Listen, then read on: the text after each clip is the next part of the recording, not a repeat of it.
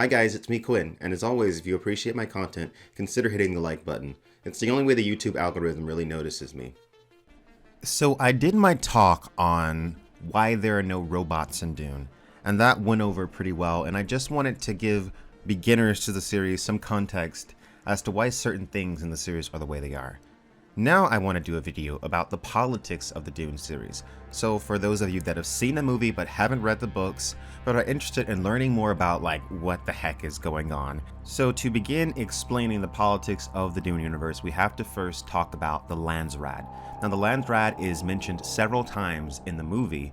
The Landsrad is essentially the collection of great houses within the Imperium. So if you've seen Game of Thrones, Lannisters, Starks, Baratheons, House Tully, if they existed in the Dune universe, they would be members of the great houses of the Landsrad. So these are wealthy families which are given the fiefdom over certain planets. House Atreides for a very long time was given the fiefdom over the planet Caladan. Now, the Landsrad is resided over by the Emperor Shaddam Corrino IV. At the start of the Dune series, House Corrino has ruled over the Landsrad for many generations. Many, if not all of the great houses in the Landsrad, including the Imperial House, share shares in Chom Company. Now think as Chom Company as kind of space Amazon. They essentially have a monopoly on the commerce of the universe. Anything that needs to be bought and sold, it's handled through Chom. And this is also where the guild comes in. Now we see very little of the guild in the movie, though there is mention of them. The guild have a monopoly on space travel. Without the guild, you cannot travel anywhere in the universe. And it's based on the fact that their navigators use a kind of secret hidden method to mutate themselves with spice, along with the Holtzman engines which fold space, to basically navigate across the universe, and no one else knows how to do it without computers, and computers are banned. So the guild has a monopoly on space travel, and they work as partners to Chom.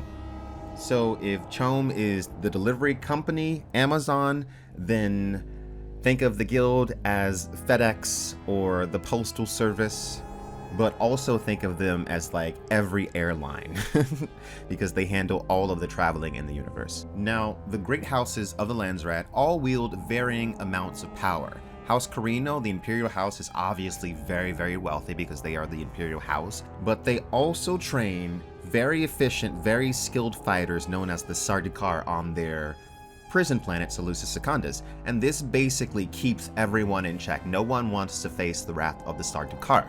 Now, even though the Emperor does have wealth and does have strength, he is jealous of the rising power of House Atreides. It's just the philosophy of House Atreides that breeds loyalty, and they're becoming more popular in the Landsrad, and there's rumors that Atreides soldiers rival even the Emperor's Sardaukar. There's also a feud that's been going on between specifically House Atreides and House Harkonnen that's been happening for several generations. Now, underneath the front-facing politics of the Imperium, the Emperor, the Landsrad, Chom Company, the Guild, the rivalries between the great houses, there is the Bini Jesuit Sisterhood. Now, though the Bini Jesuit Sisterhood only claims to live to serve, they are the secret rulers of the Imperium, and they do so just by operating from the shadows, and they have very manipulative techniques. Essentially, they operate under the guise of a religious organization, but they use this in order to infiltrate worlds, governments, and all sorts of systems so that they can manipulate the people to their own ends, and they sometimes do this hundreds of years in advance just in case, as was the case with Arrakis. The Bene Gesserit have also been secretly crossing bloodlines for generations. Essentially, the great houses of the Landsrad exist as a pool of genes for the Bene Gesserit to pick from whenever they need.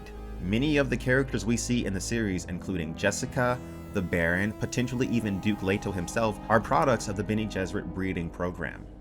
The world Arrakis, also called the planet Dune, is at the center of all of this because it is the only place where the spice melange is produced. Now, spice is a mysterious psychoactive chemical that's found in the deep desert that extends life, it heightens awareness, and in certain special individuals, it can open prescient sight.